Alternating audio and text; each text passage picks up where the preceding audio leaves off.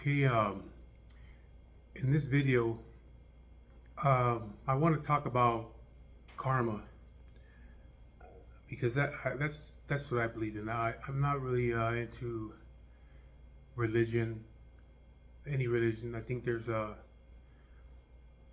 good and bad in all religions, but I don't believe in one particular religion, and I'm not into all the prayer and going to church or any of those things. But I do believe in karma. I do believe that the things that you do to people, the things that you put out there in the world, are going to eventually come back and bite you in your ass. And so that's the story I'm talking about right now has something to do with karma and and how I think it affects me now with the whole chemotherapy, not the chemotherapy, with the cancer. Because like most of you do know that I have stage 4 esophageal cancer. So I want to say it was in the early 2000s, maybe 2000. It had to be around 2000 somewhere. I'm not positive. I'll figure it out in a minute, but it was like around 2000. I was working at a bar slash club in Rialto, California, and I was a bouncer there, and that's where I met my boy Nicky Ice. We became real good friends, and we're still friends to this day. He was a bouncer there also. There was quite a few of us there. Most of the bouncers there were black bouncers. I think me and Nick and one more guy were Chicanos. It was a real fucked up spot though. It was a lot of problems there. Yeah, I seen people get shot inside there, stabbed there, beat up in the front. If anything happened outside, we didn't deal with it. But if it happened inside, we had to deal with it. But on the inside, we didn't deal. I mean, the outside, we didn't deal with it. Parking lot, we didn't deal with that. But it would happen almost every night. And most of the times, it would only be 2 bouncers, maybe 3 at a time working. So this place would get packed. You only got 3 guys. When we would go into this place, sometimes I remember me and Nick would go in there and to start our shift. We'd get there early so we can get everything set up. You know, the place would be closed down. We'd help the bartenders, help the bar backs and all that stuff like that, and just get all the tables and chairs set up. And before the night started, I knew one of the bartenders. He was my friend's sister. And I remember sometimes me and Nick would take a shot. We'd take a shot. We'd take a shot just to get going. And we drink all night though. I'd have drinks over here, drinks over there, on different tables, different ends of the bar. Because you had to be drunk to work there, because there was so many problems. You never knew if you were gonna get hurt or not make it home. Anyways, there was this girl that used to go there all the time, and she was a chola chick, and I've never been into those kind of girls. Never hung. Even though I was a gangbanger and all that, I didn't really like those girls. I didn't like being around them. I always thought they were, in my opinion, causing more harm than good for our neighborhood, or for anybody's neighborhood for that matter, you know. So I really didn't deal with them too much. So she would always be there, and I knew who she was. She was there every weekend almost.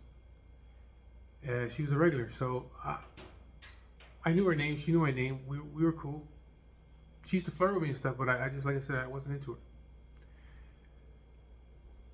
One night, I don't know, I was working there probably like 6 months. So one night, she was again doing her thing, flirting with me and stuff like that. And I had been drinking, and so I said, fuck it. I said, wait for me at the end of the night, and then I'll meet up with you in the parking lot. So we closed at like 1:45. We started closing, and everybody starts leaving. We wanted the parking lot clear by like 2:30. Then we go back inside, help clean up a little bit, and be out of there by 3. So I come out like 3 in the morning, and she's parked next to my car. And so I go over there and start talking to her for a moment. And I'm like, so what, I tell her like, so what do you want to do, And she's like, well, let's go hang out. And I said, well, I live all the way in Mariloma, so I'm not sure if you want to drive all the way there. And she says, like, no, I live right here in Fontana, and we can go to my apartment. So she's like, nobody's there. So I says, all right, let's go. I'll follow you. So I followed her to Fontana, and we go up to her apartment and go into her room, and we do our thing, whatever. I was there for a little while. I remember it was probably like 4:30, 5 o'clock in the morning.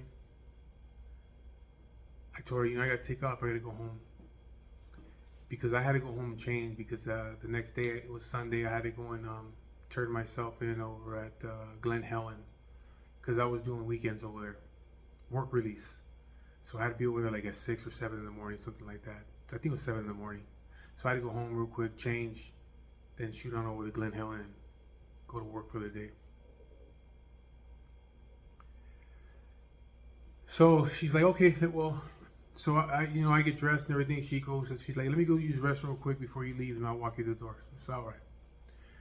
She's like, just wait in the living room. I'll be out there. So I go in the living room. She goes into the restroom, and I'm standing there waiting by the kitchen area. And as I'm standing there, I see on this little table where she had put her keys. I seen this. It was sitting next to the keys. And so I said, oh shit, that's her wallet. Her cards and all that shit are in there. And so what I did is I took that and I put it in my pocket. And then she comes out a couple minutes later and we say bye. She walks me to the door and I leave. And I go and I get into my car and I pull this thing out of my pocket. And then I open it expecting that, I'm gonna find some credit cards in there or I'm gonna find some cash in there. I came up and that's not what it was.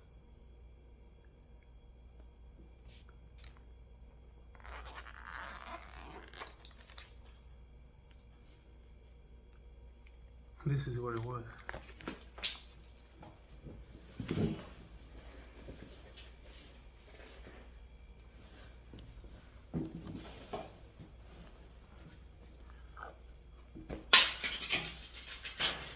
This is what it was.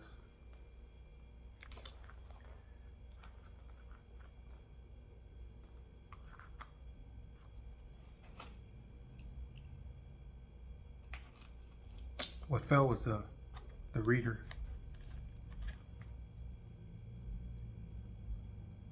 I didn't know that this chick was a diabetic and she was taking insulin, and that was her medication. And so I said, I was sitting in my car and I was thinking like, man, fuck, I'll just go to her balcony, toss it up to the top, and I'll take off. But then I thought to myself, if I do that, if she sees me do it, she's gonna know I took it.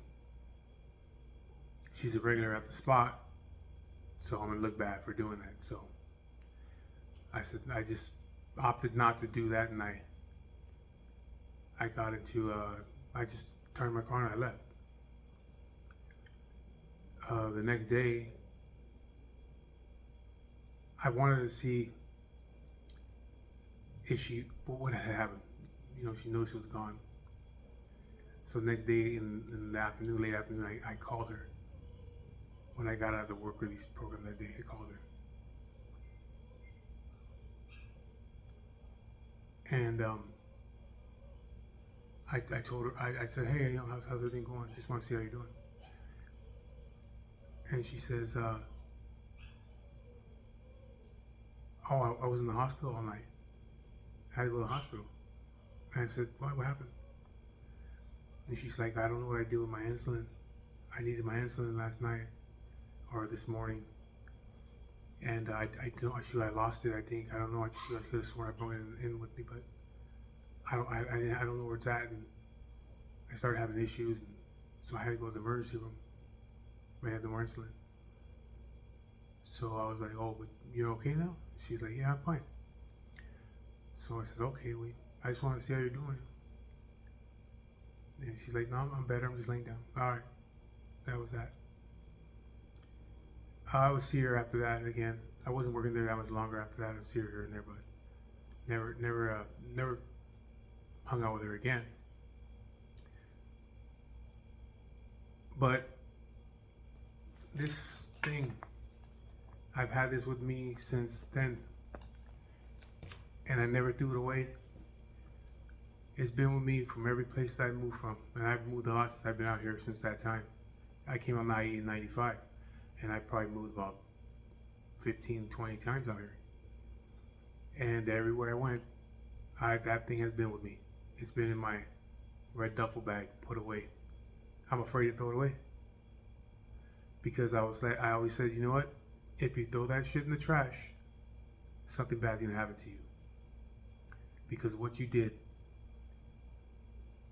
So now that I'm going through what I'm going through with this whole cancer thing, when people ask me like how I take it, like, you know, so lightly or so easy,